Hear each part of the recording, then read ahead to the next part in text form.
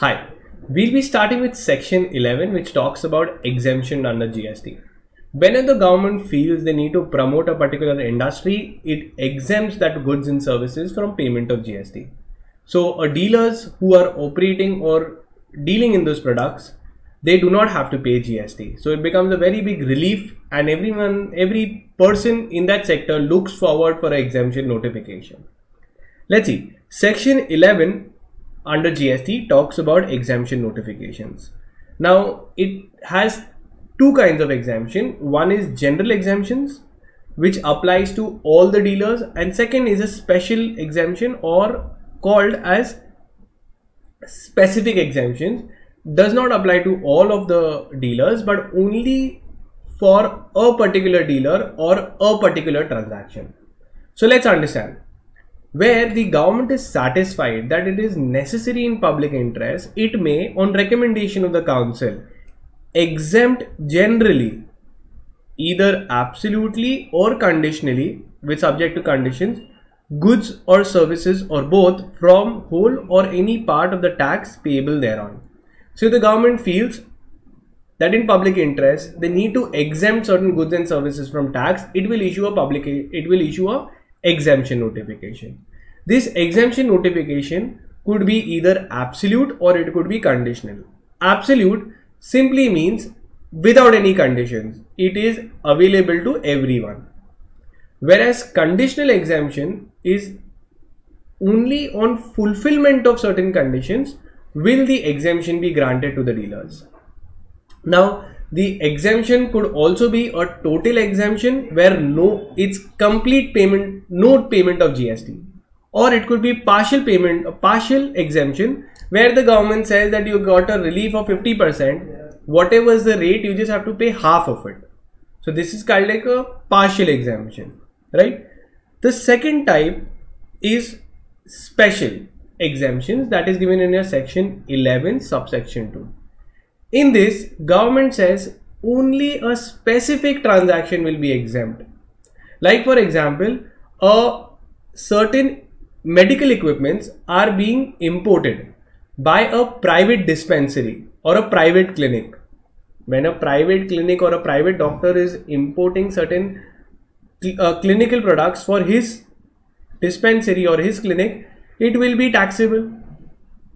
But if the same equipments are being imported for a government hospital, the government can issue a GST exemption notification and say कि ये particular exemption which is being brought in this government hospital, इसको कर दो exempt from GST.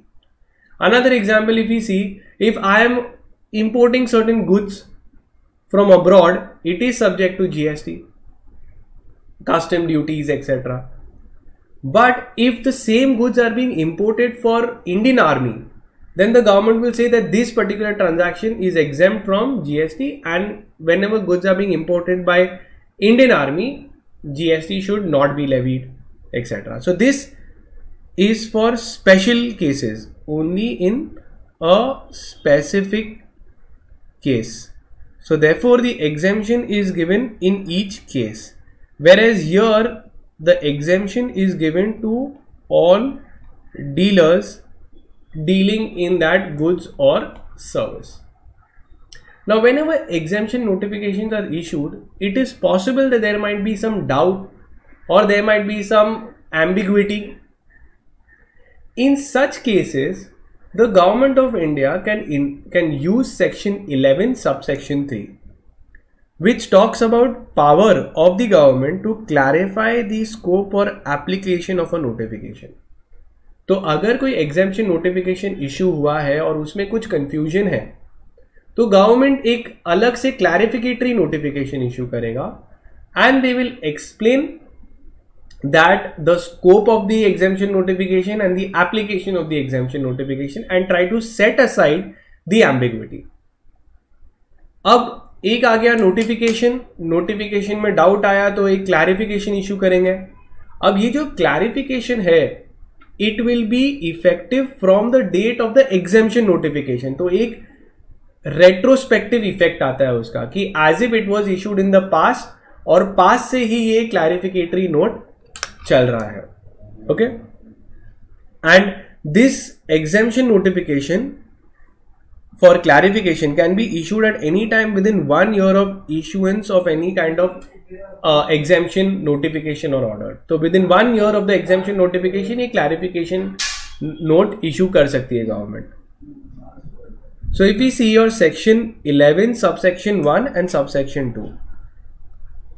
Now you tell me general exemption is in which section? Subsection 1 or subsection 2? General exemption. So general exemption is in your section 11 subsection 1. Special exemption is given in your section 11 subsection 2. Here government issues a notification, whereas here exemption is given by a specific order for a specific person or a specific purpose. Here it is, the exemption is given only to the person specified and not to all the suppliers, whereas in general exemption applies to all the suppliers of those notified goods and services. This may be absolute or conditional, whereas there is no such mentioning of in case of section 11 subsection 2. It might be partial or total, whereas in special cases where it's being called for some Indian Army or for the government hospital, government gives total exemptions for those transactions. That's in section 11 subsection 2. So we finished your section 11 and all the 3 subsections. Subsection 1 is an exemption granted generally. It might be for the whole, exemption is for the whole of the tax or part tax. Section 11 subsection 2 is a special order exemption where it exempts by a special order under special cases, and it generally will give for the complete waiver of the tax. When it considers necessary for the purpose of clarifying the scope or applicability of any exemption notification, it may insert an application within 1 year from the publication, and this clarificatory note will have retrospective or backdated effect. Now, what is the difference between absolute exemption and conditional exemptions? Absolute exemption is without, meaning you don't have any conditions to comply. Exemption आपको benefit दे दिया गया है. Whereas conditional exemption is given in certain cases where you fulfill certain criteria or conditions. So if you fulfilling the condition, then the exemption will be given. That is in conditional exemption. For example, government can say कि जो hotels है, services by hotels, जो भी tariff 1000 rupees का ले रहे, ऐसी hotel जो छोटी होटल्स है जो सिर्फ 1000 रुपए ले रहे पर नाइट, उनको हम लोग एग्जेम्पशन देना चाहते हैं. So is exemption given to the all the hoteliers? Answer is no. It is given only if they fulfil a condition that their tariff is up to 1000 rupees. तो जो भी लोग 1000 रुपीज पर नाइट ले रहे, तो होते कितने सारे होटल जो छोटी लॉजिंग होती है, गेस्ट हाउस रहते थे, वो सिर्फ 1000 रुपए लेते, उसके अंदर गवर्नमेंट ने एग्जाम कर दिया जीएसटी, तो वहां पे जीएसटी नहीं लगेगा. But if I am a hotelier charging 15,000 a night, तो गवर्नमेंट इज सेइंग आपको ये जीएसटी लगेगा. Second is in case of absolute exemption, where government says doesn't matter what is your price, doesn't matter you fulfill, there is no conditions, everybody is granted. It's a blanket exemption given to everyone. For example, services given by RBI, exempt from GST. Okay, here when I say exempt means what? Tax is not required to be paid on these supplies. So whenever there is a supply of these goods and services, GST is not payable. However, outward supplies are exempt. Inward supply जो मैंने purchases किया हूँ और purchases के ऊपर जो tax करना है वो तो मेरे को बेयर करना पड़ेगा. गवर्नमेंट इज सेइंग आपके सेल्स पे टैक्स एग्जेम्प्ट है, परचेजेस पे आपने जो टैक्स भरा है वो तो आपको बेयर करना पड़ेगा, उसका आपको कोई क्रेडिट रिफंड नहीं मिलेगा. However, input tax credit, that is a credit attributable to the purchase, input is your purchase, is exempt from supplies and will not be available for set off. So ITC is not available on exempt supplies. Okay. So let's say if this is a dealer, this dealer is making certain sales. So these sales will be exempt from tax. Exempt, that is zero tax is to be paid. But when the dealer is purchasing the spare parts for these goods, raw materials, etc., so these could be taxable. This is called as input tax. So ये input tax सोचो मैंने 10 rupees भर दिया है, तो government is saying आपके sales पे exempt किया है, आप इतने में ही खुश रहो. जो आपने पहले भरा है इनपुट टैक्स, इसका credit is not available. Credit not available, और I could say allowed. So let's understand it much more better, and these are important terms that you need to know even from the exam point of view. What do you mean by nil rated goods? What do you mean by exempted goods? What do you mean by zero rated goods? And what do you mean by non-GST goods? Now you need to tell me what is the difference between each of them, and your concept should be crystal clear. Only then you will be able to attempt all the questions in your exam. Firstly, let me start with non-GST goods. Now, non-GST goods are those goods which are kept outside the purview of GST, like your alcoholic liquor for human consumption, petroleum products, etc. On this, GST is not applicable at all. So it's called as non-GST goods.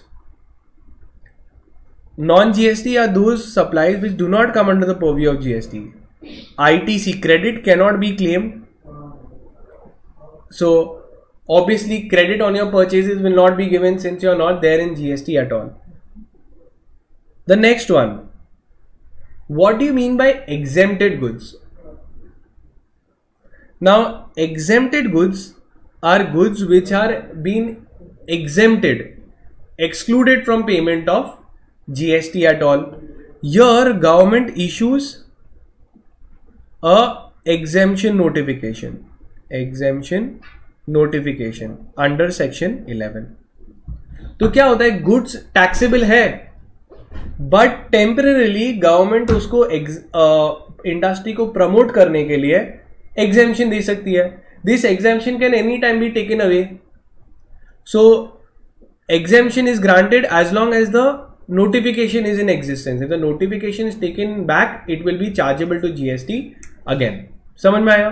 So एक goods जिस पे GST charge हो रहा है, government ने realise किया कि यार इसको एग्जेम्प्ट करना चाहिए, तो एग्जेम्प्ट कर दिया, तो अभी इस पे GST नहीं लगेगा, अदरवाइज नॉर्मली लगता.